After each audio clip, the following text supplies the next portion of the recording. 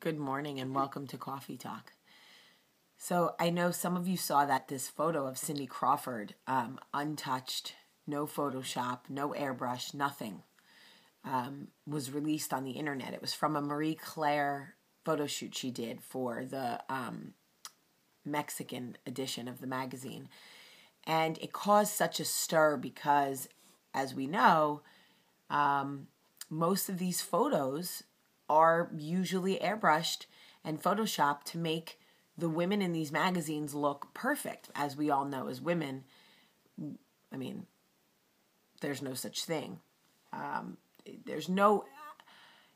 would find it hard to believe that any 48-year-old woman who's had 2 children would be perfect. Not one dimple, not one mark, not one anything.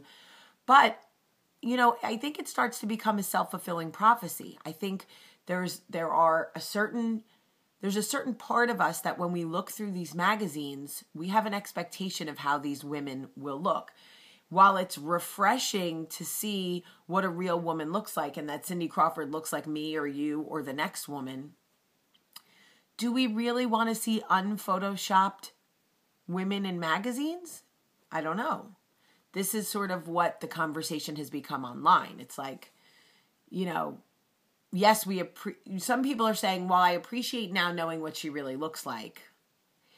When I buy these magazines, I don't want to see her stretch marks. I don't want to see her dimples in her thighs. I want to see Cindy Crawford the way I, in my mind, want her to look. Maybe some people use those unrealistic photos as motivation. Who knows? I, for one, thought she's gorgeous, think she's beautiful. And I think part of me sort of assumed that's what she really did look like. So I wasn't shocked. I was more shocked that somehow that photo got out online, because I know I work behind the scenes. So I know how hard publicists and managers work to keep things like that from leaking online. But Cindy has seemed to embrace it and is like, look, it is what it is. And I am what I am. So good on you, Cindy, because you look like a rock star. If I put on a bra and underwear right now and sort of stood in that position, I probably still wouldn't look that good, which is cool. I got home from New Jersey yesterday and saw the kids this morning. And it's so funny. They've been conditioned to go, what did you bring me? Always with the presents, right?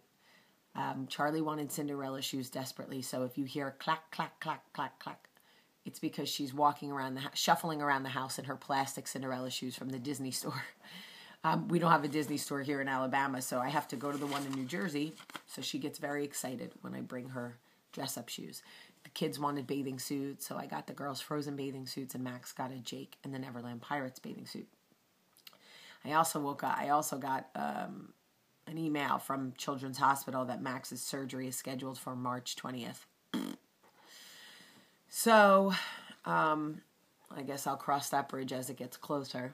I'm not happy at all about the fact that he has to be put to sleep. To be honest, makes me kind of want to throw up. I want to talk to you about finding balance. This is one of the hardest things that I work to do every day. So on top of my regular to-do list, I also have a how to keep trying to be the Jamie I want to be to-do list, which is long, if I'm being honest. And last week, as you guys saw, I had an emotional breakthrough. And I want to say breakdown, because that's not what it was. It was more of a breakthrough. And what I realized crying in my car is that I had literally stopped having fun. One of the things that I love most about me is I am fun. I can find fun in any situation. I will sing in the car. I will dance down the aisles in Target. I am just a fun person. If people were going to describe me in 3 words, fun would be one of them. And I stopped having fun. I stopped finding the joy in situations.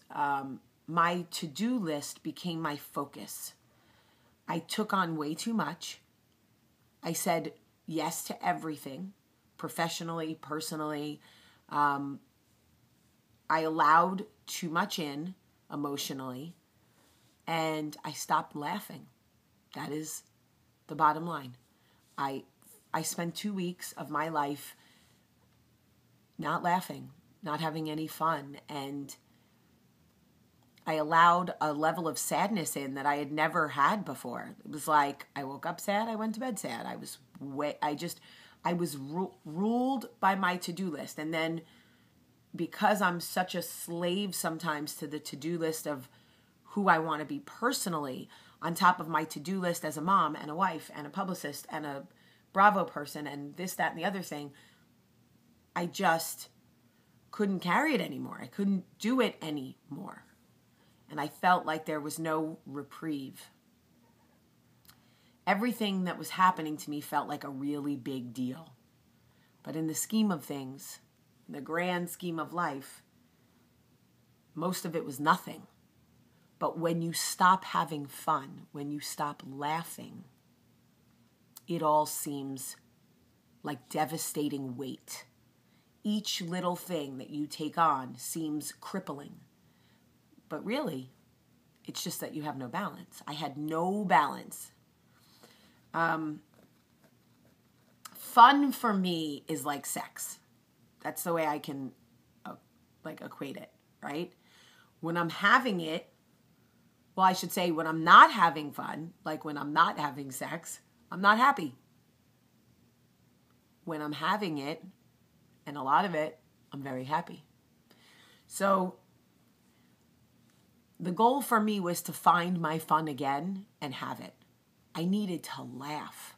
I needed to offload some of what I had picked up. We talked about emotional baggage. I became the emotional bag lady, carrying everybody's luggage, including my own. And the balance has to be there. It's okay to cry if you're also laughing from time to time. You can't always laugh and never address the sadness, but you can't always cry and never find the fun. And I just had lost that. And so I reached out. I literally cried for help to the Cawfeetawk family, and you guys were awesome. The greatest messages I got from people were, I don't need to know why. Just know that I'm here. And the interesting thing about that I don't need to know why is when you're on television, people think they have a certain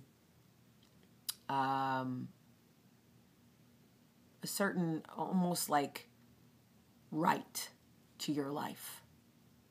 They ask me questions that I don't feel they have answers to. A lot of times people will comment on things and ask me things that, in my opinion, are inappropriate. I share a ton of myself with people. So if I'm not sharing certain things, you can keep asking me, but I'll keep ignoring you. The fact that there were people who said, I don't need to know why, just know that I'm here. I tried to message every single one of those people back. That is like the greatest thing you could say to someone. But now I'm telling you why. Because I'm ready. I had lost my fun. I lost my joy. And balance for me is everything. So I'm working on it. It's Sunday. I'm here with the kids now, and we're going to have a great day. They don't know it yet, but I'm taking them out for pancakes. Stay love. Thank you guys for being on this journey with me. Thank you for sharing my videos. There is nothing better than when someone comes up to me in the airport and says, I found you because a friend of mine shared one of your videos. It's just awesome. The human connection is awesome. I love you so much today. Have a great day.